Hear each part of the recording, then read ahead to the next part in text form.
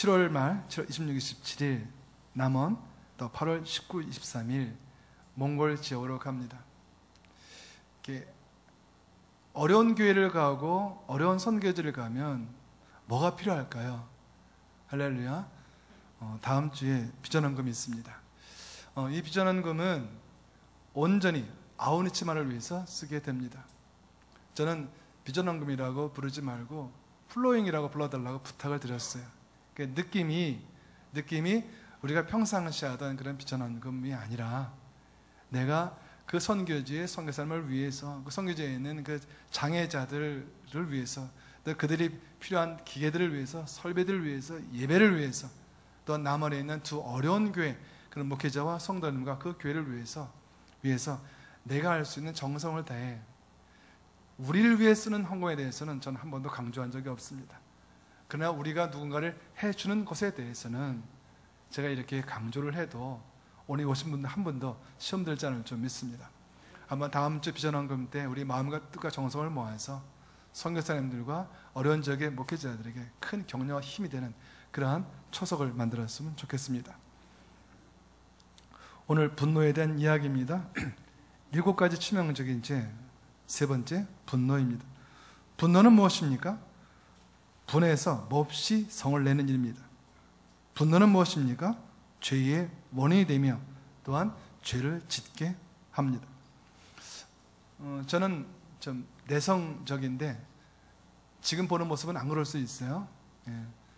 제가 고등학교 때나 대학 다닐 때 하도 말을 안 해가지고 제가 말하는 줄 모르는 사람들이 많이 있었습니다.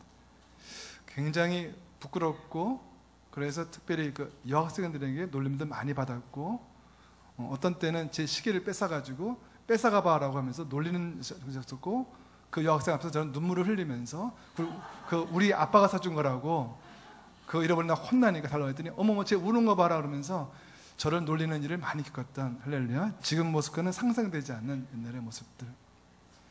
저는 제가 내성적이고 굉장히 부드럽고 온순해서 저는 결코 화를 내지 않을 것이라고 생각을 했는데 제 생각과 결과는 많이 다릅니다. 그런 화가 제 안에 있었는지를 참 궁금해할 때가 있습니다. 특별히 운전을 하면서 많이 발견하게 됐습니다. 할렐루야. 저 안에 그런 폭력성이 있는지를 전혀 몰랐는데 제가 운전할 때 제가 내뱉는 말을 여러분들이 결코 듣지 않은 것을 굉장히 기쁘게 생각합니다. 많은 남자분들 할렐루야 공감할 줄로 믿습니다. 그런데 그렇게 힘들고 어려울 때 예전엔 그렇지 않은데 이제 목사가 되고는 그게 아니잖아요.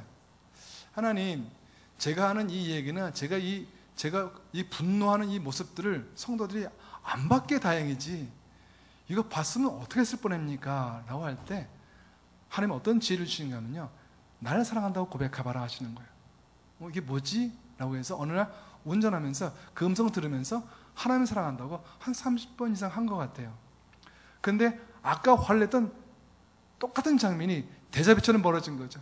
확 싹 끼어드는 거예요. 사고 날 직전으로. 근데 제가 방금 전에는 그랬거든요. 다리 몽댕이 얘기를 했거든요. 근데 이번엔 다르더라고요. 하나님, 저분 저런 습관 가지면 사고 날 수 있습니다. 습관 바꿔주시고, 특별히 저분이 예수님 믿었으면 좋겠습니다. 이렇게 말하는 거예요. 야, 똑같은 시간인데 어떻게 사람이 달라질 수 있을까? 저는 생각을 하게 되었습니다. 하나님과 관계 속에서 하나님 목사가 그의 이름을 우리 떠올리는 순간에 우리는 분노가 오히려 은혜가 될 수 있습니다. 그러나 내 생각과 내 의를 가지고 나가면 그 분노는 자신뿐 아니라 남도 해칠 수 있는 무기나 폭력수단이 될 수 있음을 잊어서는 안 됩니다. 저와 여러분 가운데 분노와 싸워서 이기는 저와 여러분 될 수 있기를 축복합니다. 성경은 무엇이라 얘기하는가? 잠언 14장 17절 말씀 읽겠습니다. 시작. 없어요? 제가 읽겠습니다. 쉽게 화내는 사람은 어리석게 행동하고 악한 일을 꾸미는 사람은 미움을 받는다. 하나님은 노하기를 더디하신다고 성경은 표현합니다. 그런데 사람은 쉽게 화낸다고 표현합니다. 하나님보다 더 힘이 있고 하나님보다 더 능력이 있는 분이라면 노하기를 빨리 하면 됩니다. 하나님이 노하기를 더디하신다면 하나님보다는 조금 더 늦게 화를 내지 않겠습니까? 사도행전 17장 16절에 보게 되면은 아테네에서 그들을 기다리는 동안에 바울은 그 도시가 우상으로 가득 찬 것을 보고 매우 격분했습니다. 화내는 일에 두 가지가 있습니다. 화내는 일에 한 가지는 내 의로 화내는 것이 있고, 화내는 일에 한 가지는 하나님의 의로 화내는 것이 있습니다. 즉 분노의 모든 것이 악하고 죄는 아닙니다. 누가 하나님 모독하는 거예요. 누가 예수님 모독하는 거예요. 그런데 분노하지 말랬어. 그때는 분노해야 됩니다. 어찌 이렇게 참담하게 말할 수 있느냐? 하나님께 영광을 가리는 일을 하지 말라. 내 목에 칼이 들어와도, 예를 들면 어떤 것이 있어요. 그 일본인들이 처음에 이렇게 복음에 들어올 때 그 예수님 믿는 사람들을 막 죽이면서 예수님의 그 그림 딱 바닥에 놓고 밟으라고 그랬대요. 밟으면 살고 안 밟으면 죽인다고 그랬대요. 그때 많은 일본인들이 그거 밟고 죽어갔습니다. 또 선교도 마찬가지죠. 초대교회 때도 많은 분들이 로마 정부에 나 예수님 믿는다 말하면서 화형에 처하고 동물에 찢겨 죽었죠. 의로운 분노를 가진 거죠. 내 의를 따라서 내는 분노와 하나님의 의를 따라서 내는 분노에는 두 종류가 있는데, 오늘 여기서 우리가 금지될 분노, 자기 의를 따르는 분노입니다. 분노가 나면 어떤 모습이 될까? 참 여러 가지 표현을 좀 이렇게 인터넷에서 봤는데, 그렇죠? 두 눈은 이글거리고, 어서 많이 본 눈이죠? 예, 몸은 부들부들 떨고, 손가락은 5개가 아니고 하나가 되어야 되고, 그렇죠? 손가락은 이제 갑자기 이게 아니고 하나가 돼요. 그러고 그 다음에 갑자기 몸에 진동이 오고, 심지어는 팔짝팔짝 에너지가 넘치게 뛰기도 하고, 그리고 입에서는 거침없는 욕설이 터져 나오고, 그리고 핏대가 서고, 이런 모습들, 우리가 늘 익숙하게 보던 그런 분노의 모습들입니다. 지난주 우리는 시기에서 말했습니다. 시기는 죄라고 말했습니다. 근데 분노가 더욱더 죄인 것은, 분노는 시기보다 더 파괴적이기 때문입니다. 이렇게 비교합니다. 시기는 상대방을 잘 알고 있는 경우가 대부분인데, 분노는 상대를 알지 못하도 상대가 상관없는 거죠. 처음 보는 사람에게 시기할 수 없어요. 근데 처음 보는 사람에게도 분노할 수 있고, 전혀 모르는 사람에게도, 지나가는 행인에게도 분노할 수 있습니다. 시기가 자기 손톱을 깨무는 것이라고 친다면, 분노는 그 손톱을 가지고 상대방을 핥히는 것이라고 표현하기도 합니다. 따라서 분노는 상대방이 필요합니다. 그래서 상대방에 대한 합리화가 진행됩니다. 주로 합리화를 잘하는 분들은 분노를 잘할 수 있는 분이라고 볼 수 있어요. 합리화가 아니면 분노하기 어렵습니다. 내가 분노하는 게 너무 마땅해. 아니, 이런 상황에서 누가 분노하지 않겠어? 그런 상황 논리를 만들어 가면서 분노한다는 거죠. 심지어는 없던 일도 만들어냅니다. 분명히 배우에 흑막이 있을 거야. 저 집사님이 난 저렇게 말했는데 저 분명히 무슨 뜻이 있어. 아무 뜻도 없습니다. 저 눈빛 봐, 저 눈빛은 나를 경멸하는 거야. 아닙니다. 아무런 생각도 없었어요. 상상 속에서까지 죄를 만들어내는 것, 이것이 분노의 힘이고 분노의 에너지예요. 이 시대는 분노의 시대입니다. 이제 더 이상 지구상의 테러에 대해서 굳이 우리는 신기할 것도 없습니다. 지금도 어디서 테러가 있다, 우리는 그냥 이제 끄덕끄덕 할 거예요. 우리는 이렇게 얘기할 거야. 이번엔 몇 명 죽었대. 어떻게 그런 일이 이미 지나갔어요. 이번엔 100명이래. 지난번에 100명, 오히려 200명이래. 우리는 이제 규모에 더 관심이 있을지 모르겠어요. 왜? 늘 있는 일이니까. 테러를 우리는 이제 기정사실화 해버렸으니까. 그만큼 우리 테러가 이제는 이상하지 않고 당당해졌고, 예전엔 테러한 사람들이 숨겼죠. 이젠 대놓고 합니다. 우리가 또 자랑까지 합니다. 그런데 그렇게 말한 다음에 이유를 댑니다. 이렇게 우리가 당했기 때문에, 이렇게 우리가 당했기 때문에 이렇게 하는 거 잘못된 건 아니다 하면서 합당화, 정당화하죠.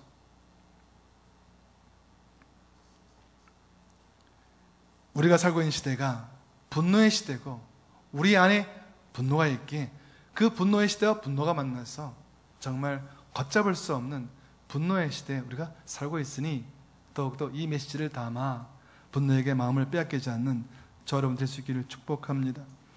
이 분노와 관련된 정당화에 있어서 네 가지 흐름이 있대요.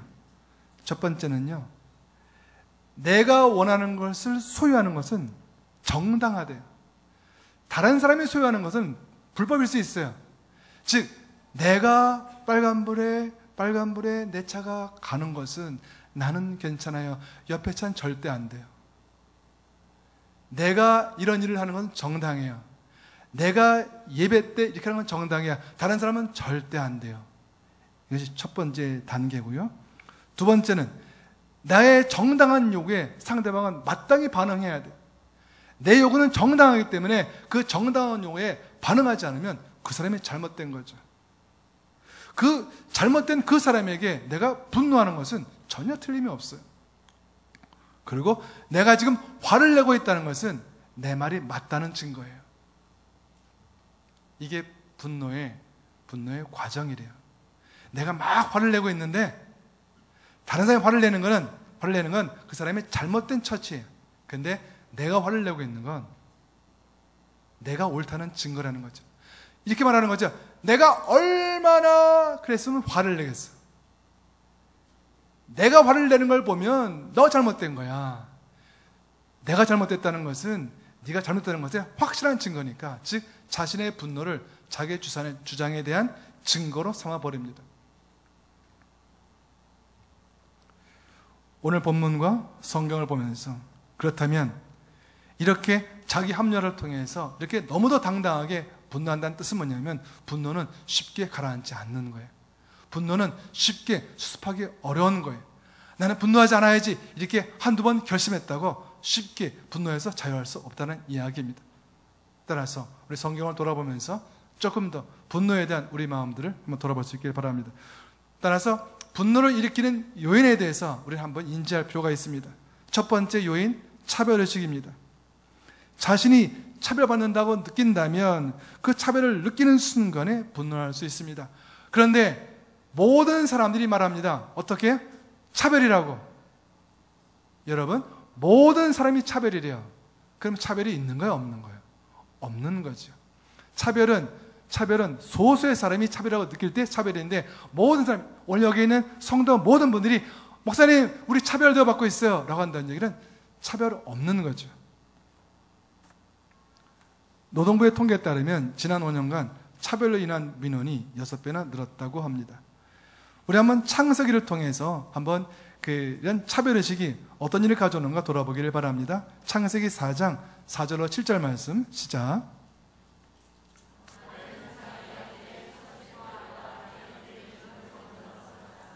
여호와께서 아벨과 그의 제물을 인정하셨으나 가인과 그의 제물을 인정하지 않으셨습니다. 가인은 몹시 화가 나서 고개를 떨구었습니다. 그러자 여호와께서 가인에게 말씀하셨습니다.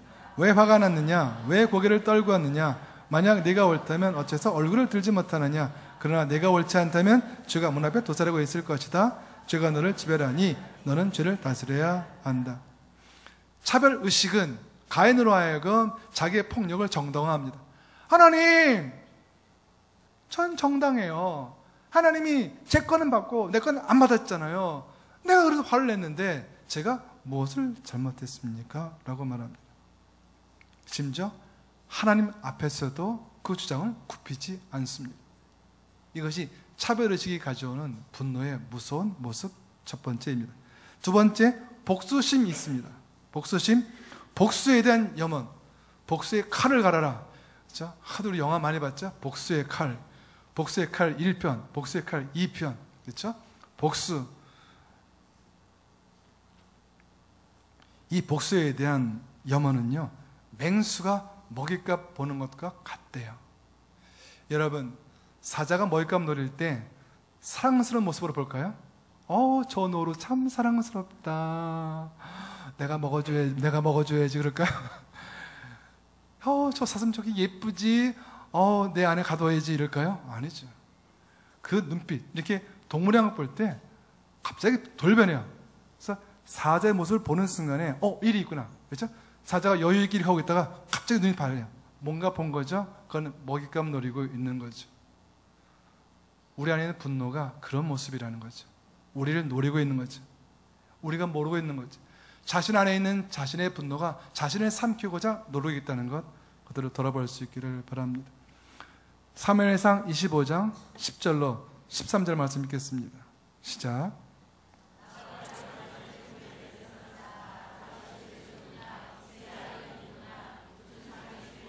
떠난 종들이 많다는 얘기를 들었다. 내가 왜 내 빵과 물과 양털 깎는 사람들을 위해 잠은 짐승의 고기를 가져다가 출신도 모르는 사람들에게 주겠느냐. 다윗 쪽 사람들이 오던 길로 돌아와 다윗에게 이르러 이 모든 말을 전했습니다. 다윗이 소년들에게 말했습니다. 칼을 차라. 그리하여 그들은 칼을 찼고 다윗도 칼을 찼습니다. 약 400명 정도 사람들이 다윗과 함께 올라갔고 200명은 짐을 지키며 남아 있었습니다. 자신을 죽이려 하던 사울왕을 2번이나 살려준 다윗입니다. 아들이 모반해도 그 아들 생명을 살려고 했던 다윗입니다. 웬만해서는 분노를 드러내지 않는, 춤을 잘 추고 또한 노래도 잘하고, 또한 사울왕이 악신에 시달릴 때 숨을 타서 악신에 시달리던 사울왕마저 도와줬던 정말 아주 온유하고 부드럽고 시적인 사람의 상징인 다윗이 오늘 이렇게 분노합니다. 왜요? 복수심 때문에. 복수심은 다윗까지도 분노하게 합니다. 복수에 대한 마음들. 저와 여러분 가운데 그런 마음이 있는지 모르겠어요. 저는요, 목사님, 결코 그 사람을 잊을 수 없습니다. 오늘 말합니다. 그 사람을 잊을 수 있기를 바랍니다. 잊을 수 없는 것은 없습니다. 목사님이 모르셔서 그런데, 예, 제가 몰라도 좋습니다. 할렐루야. 따라하겠습니다. 누가 몰라도 좋으니 복수심은 사라질지어다.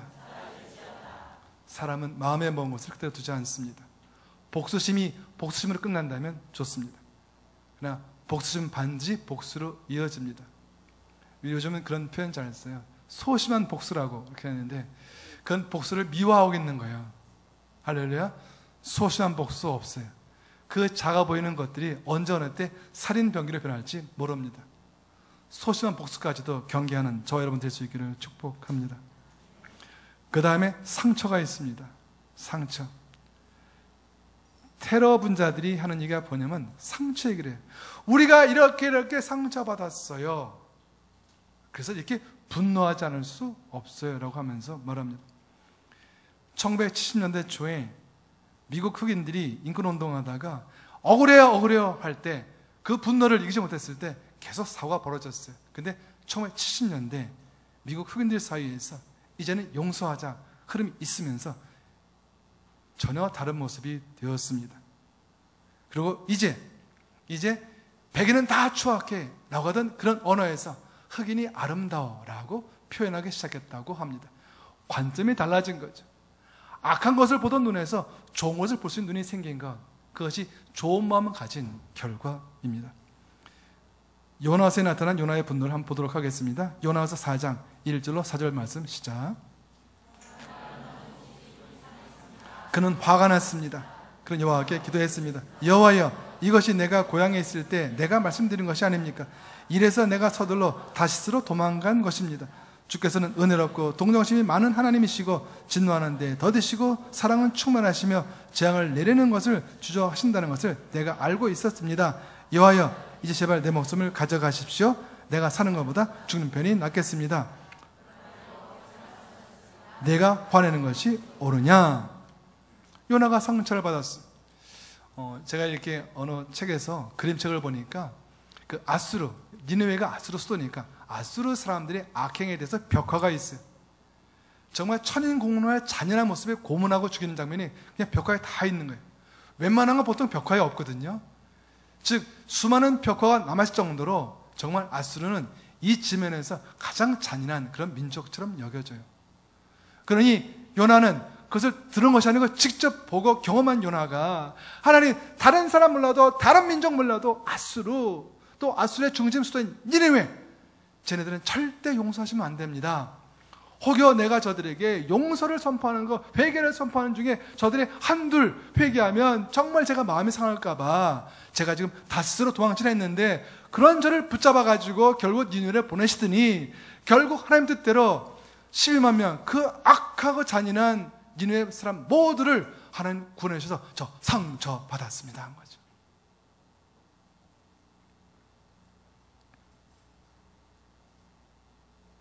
요나는 상처받았다고 말하면서 바로 화를 냅니다.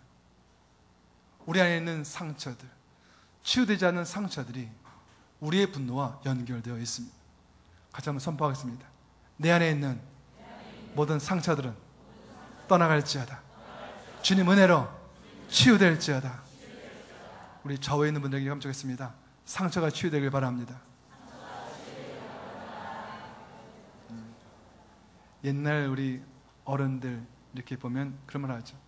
한이 맺혔어. 내가 한이 맺혔어. 근데 저와 여러분들 본인 한 맺힌 것이 자랑이 되지 않기를 축복합니다. 그것은 있어서는 안 되는 거예요. 마음속에는 모든 원한이 사라질지어다. 상처가 녹아질지어다. 우리 대한민국을 상처공화국이라 부르는 사람도 있어요. 상처를 주고 상처를 받고 또 상처를 받고 상처를 주고 서로 핥히고 뜯고. 저는 이곳에 있는 한 분 한 분이 누군가에게 꼭 말해야 된다면 오직 축복의 말만 하기를 축원합니다. 그럼 선포합시다. 내 영혼아, 오직 축복의 말만 골라서 할지어다. 자, 여러분 자녀가 말을 안 들었어요. 정말 말을 안 들었어요. 어떻게 혼내면 좋을까요?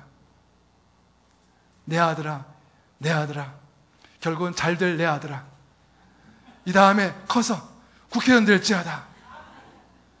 이 다음에 커서 하나님 나라에 큰 영광을 돌릴지어다. 이 내 아들아. 화를 내는데 계속 축복하는 거예요. 상처는 치유되는 거예요. 왜? 그렇게 말을 했기 때문에 이젠 응어리가 없는 거예요. 그런데 아유, 내가 이 아들 잘못 키웠어. 너 이 다음에 잘 될 것 같으냐? 그래요. 그렇게 말한 것이 우리에게 상처가 되는 거예요. 전 저와 여러분들이 상처를 주지도 상처를 받지도 않기를 축복합니다. 기왕의 말을 할 것, 늘 축복의 말만 우리 성도분들에게 이렇게 해봅시다. 옆에 있는 분에게 잘 되십시오. 무조건 잘 되십시오. 이제 아이가 예를 들면 막 시끄럽게 막 뛰어놀았어요. 그럼 뭐라고 해야 돼요? 이 다음에 손흥민 될지어다 하는 거예요. 이 다음에 유현진 될지어다. 축복하는 거예요. 잘 뛰니까. 그 다음에 그림을 그려요. 이 다음에 피카소가 될지어다. 왜냐면 모르는 그림 그리거든요. 이 다음에 피카소처럼 될지어다. 렘브란트가 될지어다. 뭐 브라함스가 될지어다. 모차르트 될지어다. 막 시끄럽게 떠들어요. 베토벤 될지어다. 막 이렇게 해주는 거예요. 우리가 부득불 화를 내고 싶으면 그 화의 내용은 축복의 말이 되었으면 좋겠습니다. 마태복음 11장 28절 29절 말씀 시작.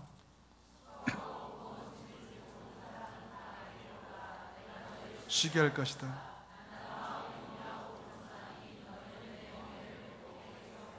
그러면 이 말씀에 힌트가 있죠. 상처는 어떻게 해야 돼요? 주님께로 가져가야 돼요. 내 상처를 내가 아무리 꼬매야, 그렇죠?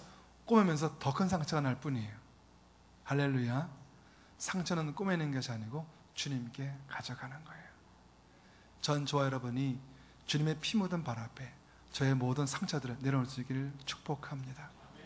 우리를 살리시려고 십자가에 달려 살을 찢기시고 피를 흘리신 주님이 용서 못할 죄가 어디 있으며 해결해 주지 못할 상처가 어디 있겠습니까? 우리 안에 상처가 있다는 자의식은 바로 주님께로 가져오라는 신호로 알고, 상처가 느껴지면 곧바로 주님께 가서 주님, 내 안에 이런 상처가 있습니다. 이 상처를 주님의 피 묻은 발 앞에 내려놓습니다. 주여, 이 상처를 가져가시고 내 안에 주님 주시는 꿈과 비전과 희망과 소망으로 바꾸어 주옵소서. 이것이 크리스찬들이 자신 안에 있는 상처에 대해서 해줄 수 있는 아주 좋은 치료약이 됩니다. 이제 네 번째인데 어찌 보면 이 앞에 있는 모든 것들의 결론과도 같습니다. 자기의입니다. 분노의 핵심적인 가장 중요한 앞에 있는 이 모든 것들을 뭉뚱그리면 자기의로 표현될 수 있습니다. 민수기 12장 3절 말씀 읽겠습니다. 시작.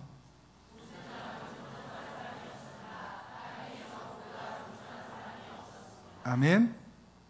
여러분께 질문합니다. 모세는 세상에서 가장 겸손한, 그리고 개역개정본에 따르면 가장 온유한, 또 세글에는 아주 부드러운 겸손한, 그리고 온유한 이런 표현이 있어요. 무슨 얘기예요? 모세는 세상에서 가장 화를 안 내는 사람이에요. 모세는 마치 화내는 법을 잊어버린 것 같은 사람이라고 평가합니다. 오늘 질문합니다. 그러면 이 모세는 화를 냈을까요? 안 냈을까요? 오늘 본문이 말합니다. 화를 냈습니다. 모세도 분노해서 자유할 수 없습니다. 여기 있는 그 어떤 누구도 인간으로 태어난 우리 모두는 분노해서 자유할 수 없습니다.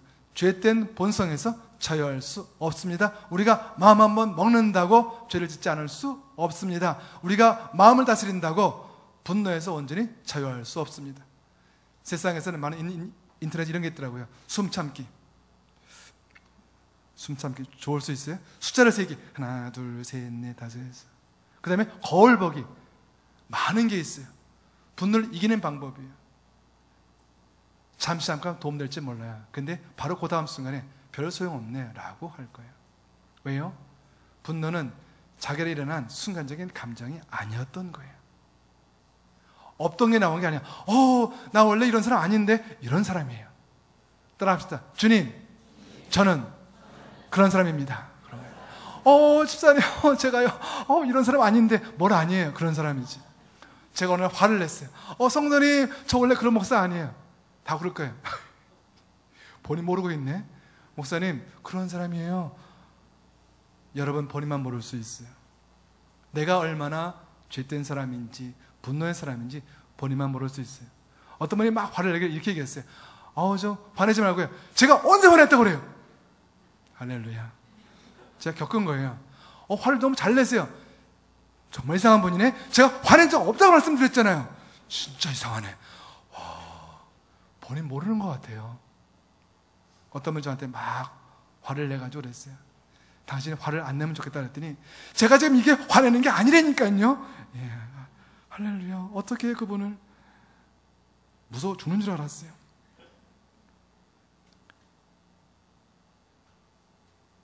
모세가 왜 화를 냈을까요? 이유는 있어요. 민수기 20장 2절 3절 말씀 시작.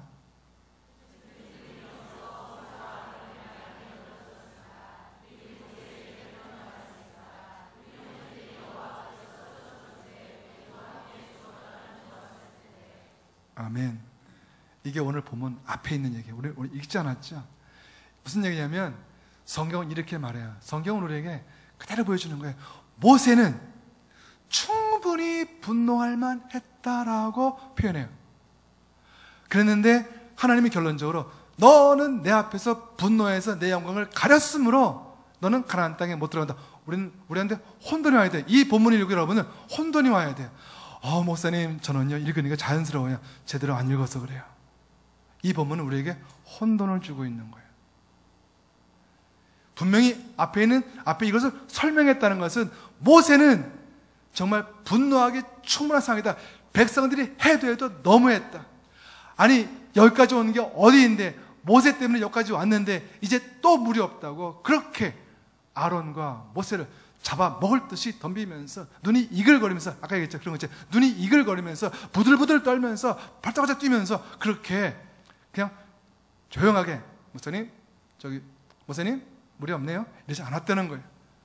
아주 부들부들 결렬 떨면서 즉 모세가 그 장면을 보면서 같이 분노에 오염될 정도로 그 분노에 감염될 정도로 그렇게 백성들이 대항했다는 얘기를 기록한 거예요.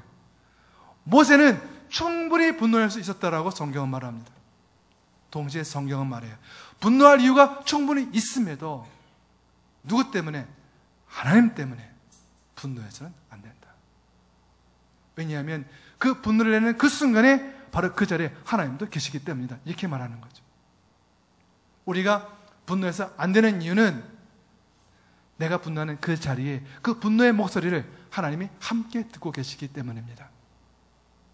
어찌 하나님 앞에서 그분에게 삿대질을 하고 그분에게 폭언을 내붓고 그분에게 분노할 수 있겠습니까? 하나님 그런 적 없습니다. 제가 어떻게 하나님께 분노했겠습니까? 절대 사실 아닙니다. 제가 분노하는 건 제 때문에 그런 거예요.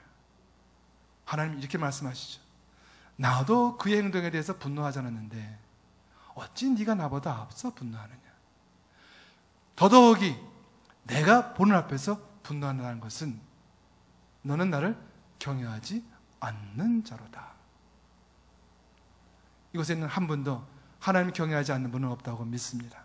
한번 선포하겠습니다. 하나님 경외합니다. 하나님 사랑합니다. 맞습니다. 저와 여러분 가운데 하나님 경외하지 않는 분 한 분도 없습니다. 하나님 사랑한다고 고백할 때 우리는 망설일 필요 없습니다. 그런데 이렇게 우리가 자의식을 갖고 있어도 우리 안에 한편 구석에 자기의가 함께 존재하기 때문에 언제 어느 때 우리는 분노가 터뜨릴지 모릅니다. 마치 시한폭탄과도 같습니다. 로마서 3장 22절 읽겠습니다. 시작.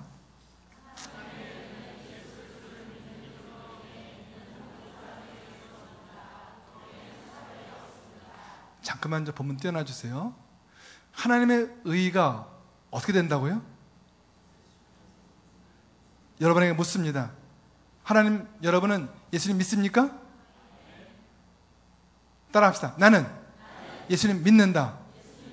고로 내 안에 하나님의 의가 있다. 저는 질문을 야박하게 하지 않았어요? 이렇게 하면 다 걸려들 거예요. 여러분 안에 하나님의 의가 있습니까? 그러면 그게 제가 오늘 이게 처음 와서 성도할 때 상처받은 게 있어요. 새가족 때 목사님이 이렇게 묻는 거예요. 그때 성령에 대한 얘기가 참 없을 때예요. 일반 교회에서 성령 얘기 잘 못 들어봤거든요. 근데 처음 왔는데 이렇게 한 거죠. 저 새가족 오신 여러분들 성령 받으면 손 들어주세요. 분위기는 들어야 될 것 같은데 들었다가 그 이유대라면 못 되게 될 것 같아가지고 안 들었어요. 그 뒤에 그 목사님 이렇게 얘기하는 거죠. 성령 본문들이 되면서 누구든지 하나님이 영이 아니고서는 주를 알 수 없느니라. 그러면서 우리가 다 성령 받았다 말하는데 배신감을 느꼈어요.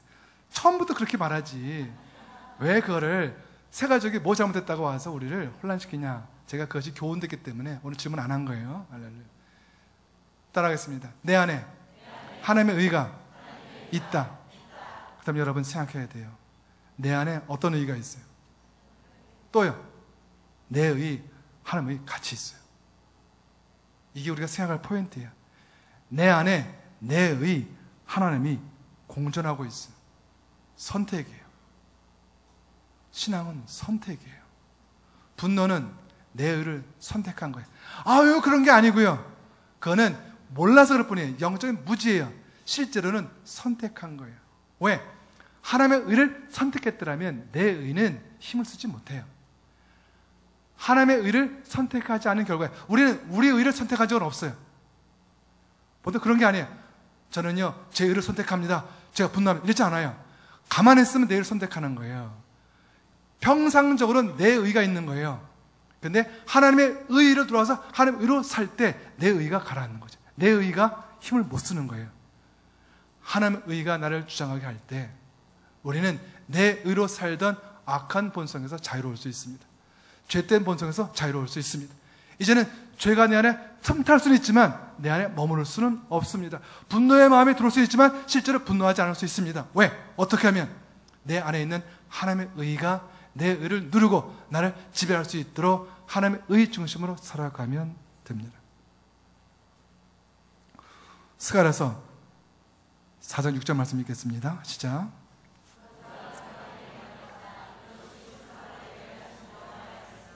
내 힘으로도 안 되고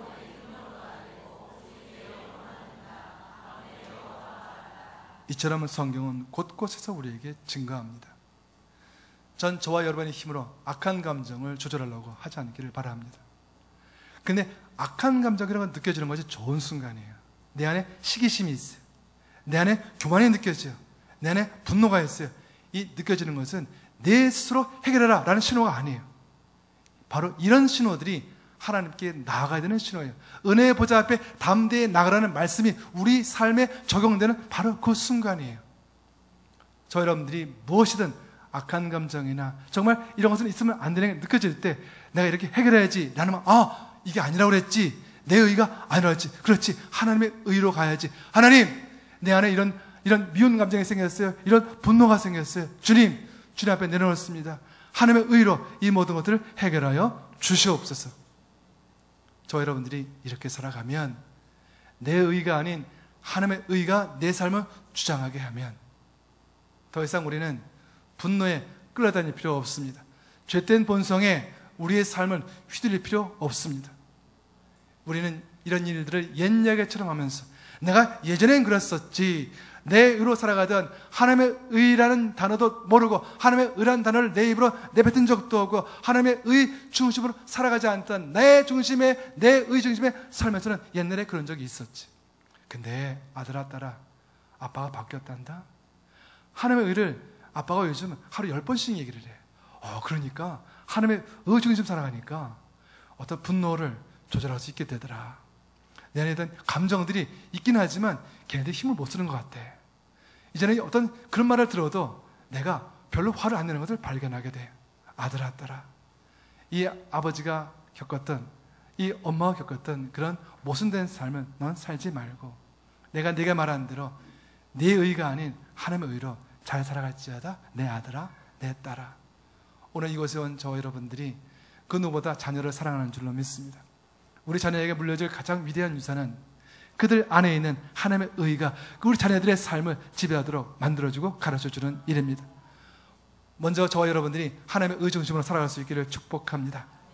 또한 여러분의 자녀들이, 또 여러분을 만나는 사랑하는 아끼는 사람들이 그렇게 하나님의 의 중심으로 살아 분노에 휘둘리고 감정에 휘둘리고 악한 죄된 본성을 따라서 이리저리 휘둘리면서 파멸되고 징계받는 삶에서 이제는 벗어나서 하나님의 사람답게 은혜 충만하게 받으며 기쁘고 즐겁게 아름답게 살아가는 저와 여러분과 저 여러분의 가족들, 자녀들, 친구들, 이웃들 될 수 있기를 축복합니다. 마태복음 5장 9절 말씀 읽고 마치겠습니다. 시작.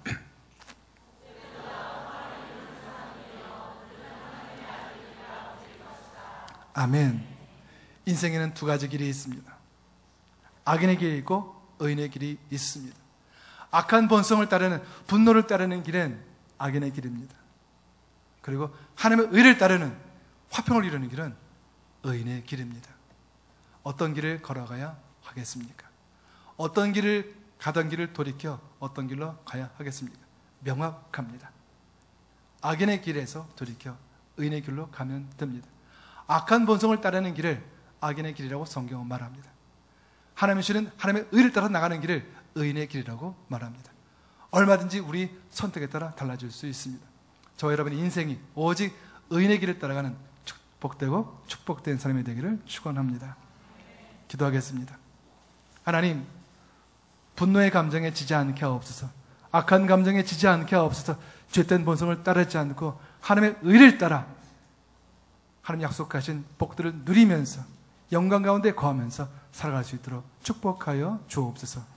예수님 이름으로 기도합나이다. 아멘. 다 함께 일어나셔서